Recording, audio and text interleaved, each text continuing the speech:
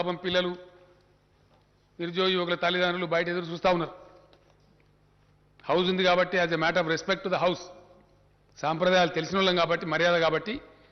నేను వనపర్తిలో చాలా పెద్ద సంఖ్యలో వచ్చిన అధ్యక్ష జనం, చాలా పెద్ద బహిరంగ సభ, అక్కడ చెప్పి ఉంటాను నేను. కానీ సభ కొలువు తీరున్నది కాబట్టి, ఒక పాలసీ డెసిషన్ సభలో చెప్పాలి కాబట్టి నేను అక్కడ చెప్పలేదు. పిల్లలు చూస్తారు కదా అనే ఉద్దేశంతో 10 గంటలకు టీవీ కార్డు ఉండినా రేపు ప్రకటన చేస్తామని చెప్పినాం, అంతే కదా అధ్యక్ష. నేను చాలా సంతోషంగా ప్రకటిస్తా ఉన్నా, రేపు రాబోయే రోజులలో షెడ్యూల్ 9, షెడ్యూల్ 10 కూడా పరిష్కారం అయితే, అంటే వివిధ ప్రభుత్వ రంగ సంస్థల అధ్యక్ష, తమకు తెలియంది కాదు, దాదాపు 40-50 ఉంటాయి. ఆ వివాదం కూడా ఈ ఆంధ్రతో పరిష్కారం అయిపోతే అక్కడ కూడా అవకాశాలు ఏర్పడతాయి. ఇక మన అనుకూలంగా మన తెలంగాణ కాంటెక్స్ట్లో మనం కొన్ని పాతే తీసేస్తాం కావచ్చు, కొన్ని కొత్త కార్పొరేషన్లు పెట్టుకోవడం కావచ్చు, అక్కడ కూడా అవకాశాలు వస్తాయి. అవి మళ్ళీ రావచ్చు, 10,000, 20,000 ఎన్ని స్థానం వస్తాయి. అవి కాకుండా ఇప్పుడు పరిష్కారమైనటువంటి దాని ప్రకారంగా మొత్తం తెలంగాణ మన ఉద్యోగుల విభజన చేసిన తర్వాత స్టేట్మెంట్ చదువుతా అధ్యక్ష, ఒక వర్డ్ చెప్పి తమ అనుమతితోని. మొత్తం ఈరోజు 91,147 ఖాళీలు ఏర్పడాయి అధ్యక్ష.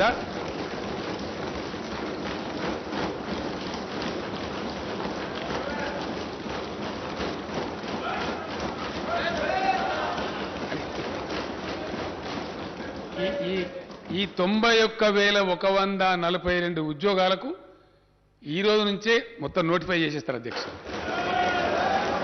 Today it self.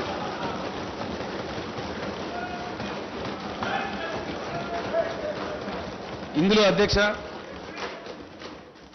ఇందులో నేను స్టేట్మెంట్ చదివే ముందు ఒక విషయం చెప్పాల్సిన అక్కడ బాధ్యత నా మీద ఉంటుంది.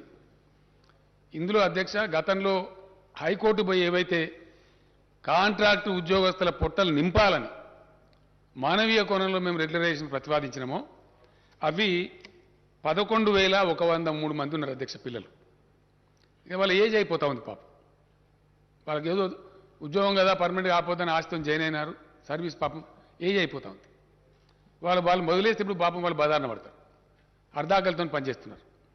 వాళ్ళు ఊరికి కోరుతున్నారు. మొన్ననే హైకోర్టు కూడా పర్మిషన్ ఇచ్చింది అధ్యక్ష, గత డిసెంబర్లోనే. ఈ వివాదం అయిపోతే చేద్దాం అనుకున్నాం.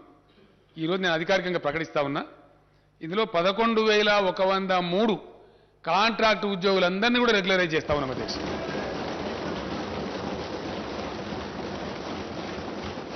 మిగిలినటువంటి తమరు ప్రతిపాదించిన మన లెజిస్లేచర్ ఉద్యోగాలు కూడా ఉన్నాయి అధ్యక్ష, అది కూడా చెప్తే నేను డీటెయిల్స్ వస్తాయి. 80,039 ఉద్యోగాలకు తక్షణం ఈ రోజు నుంచే సంబంధిత శాఖలకు నోటిఫికేషన్లు ఇష్యూ అవుతాయి అధ్యక్ష. దీంట్లో విద్యాశాఖలోనే సుమారు 25 నుంచి 30,000 వస్తున్నాయి అధ్యక్ష. స్కూల్ ఎడ్యుకేషన్ కావచ్చు, హైయర్ ఎడ్యుకేషన్ కావచ్చు, యూనివర్సిటీలు కావచ్చు, ఎక్కడ ఖాళీ లేకుండా భర్తీ చేస్తా ఉన్నాం అధ్యక్ష. నేను తమ అనుమతితో స్టేట్మెంట్ చదువుతా సార్. ప్రభుత్వ పోరాటం ఫలితంగా గత ఏడాది డిసెంబర్ 7న సంబంధిత రిట్ పిటిషన్లను కొట్టేస్తూ హైకోర్టు ఆదేశాలను వెలువరించింది. అవరోధాలన్నీ తొలగిపోయిన నేపథ్యంలో కాంట్రాక్టు ఉద్యోగుల సేవలను ప్రభుత్వం క్రమబద్ధీకరిస్తున్నది. అధ్యక్ష, ఇకపై రాష్ట్రంలో కాంట్రాక్టు పద్ధతిలో ఉద్యోగ నియామకాలు ఉండవు అని నేను స్పష్టంగా తెలియజేస్తూ ఉన్నాను. యూనివర్సిటీల్లో 2020 బోధన పోస్టులను, 2,774 బోధనేతర పోస్టులను భర్తీ చేయాలని ప్రభుత్వం ప్రతిపాదించింది. దీంతో మొత్తం ప్రత్యక్ష నియామక ఖాళీలు 91,142గా ఉన్నాయని తేలింది. కాంట్రాక్టు ఉద్యోగుల రెగ్యులరైజేషన్ పోగా రాష్ట్రంలో నేరుగా నియామకం చేయాల్సిన ఖాళీల సంఖ్య 80,039గా ఉన్నట్టు తేలింది. ఈ పోస్టుల భర్తీని వెంటనే చేపట్టాలని ప్రభుత్వం నిర్ణయించిందనే శుభవార్తను రాష్ట్ర నిరుద్యోగ యువతకు నేను తెలియజేయడానికి సంతోషిస్తా ఉన్నాను. అధ్యక్ష, ఈ భర్తీ ప్రక్రియ వల్ల ఏటా సుమారు 7,000 కోట్ల రూపాయల అదనపు భారం రాష్ట్ర ఖజానాపై పడుతుంది. అయినా కూడా ప్రభుత్వం ఈ సాహసోపేత నిర్ణయాన్ని తీసుకుందని నేను తెలియజేస్తున్నాను.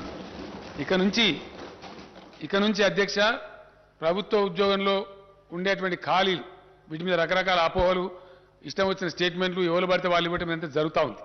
అదంతా కూడా తీసివేసి యువకులకు స్పష్టత ఉండడానికి, టోటల్ ట్రాన్స్పరెన్సీ తేవడానికి కొత్త పాలసీ తెస్తా ఉన్నాం. ఇక నుంచి ఖాళీలను ముందే గుర్తించి ప్రతి సంవత్సరం ఉద్యోగాల భర్తీ క్యాలెండర్ను ప్రకటించి పారదర్శకంగా నియామకాలు చేపట్టాలని ప్రభుత్వం నిర్ణయం తీసుకుంది. ఈ మేరకు అన్ని విభాగాలు తమ వద్ద ప్రతి సంవత్సరం ఏర్పడే ఖాళీల వివరాలను సిద్ధం చేస్తాయి. నోటిఫికేషన్ల జారీ కోసం ఆయా నియామక సంస్థలకు సమాచారం ఇస్తాయి. ఉద్యోగార్థులు అన్ని నియామక పరీక్షల్లో పోటీ పడేందుకు వీలుగా మధ్యలో తగిన వ్యవధి ఇస్తూ నోటిఫికేషన్లు విడుదల చేయాలని ప్రభుత్వం నిర్ణయించింది. పోలీస్ శాఖ వంటి యూనిఫామ్ సర్వీసులు మినహా ఇతర ప్రత్యక్ష నియామకాల్లో గరిష్ట వయో పరిమితిని 10 ఏళ్లకు పెంచాలని ప్రభుత్వం నిర్ణయించింది. దీనివల్ల మరింత మంది ఉద్యోగార్థులకు ప్రభుత్వం అవకాశం కల్పిస్తున్నది. ఈ నిర్ణయం వల్ల ఓసీలకు 44 సంవత్సరాలు, ఎస్సీ ఎస్టీ బీసీలకు 49 సంవత్సరాలకు, దివ్యాంగులకు 54 ఏళ్లకు గరిష్ట పరిమితి పెరుగుతుందని నేను సభకు తెలియజేస్తున్నాను. స్థానిక క్యాడర్ విభాగాల వారీగా. హాయ్ ఫ్రెండ్స్, మా టుడే టుమారో యూట్యూబ్ ఛానల్ చూస్తున్నందుకు చాలా థ్యాంక్స్. మరిన్ని లేటెస్ట్ వీడియోస్ కోసం వెంటనే సబ్స్క్రైబ్ చేయండి. అలాగే ఈ బెల్ ని కూడా రింగ్ చేసేయండి. మా నోటిఫికేషన్స్ అన్ని మీ మొబైల్లో వస్తాయి. అలాగే మా వీడియోస్ మీకు నచ్చితే లైక్ చేయండి, షేర్ చేయండి, నచ్చకపోతే కామెంట్ చేయండి.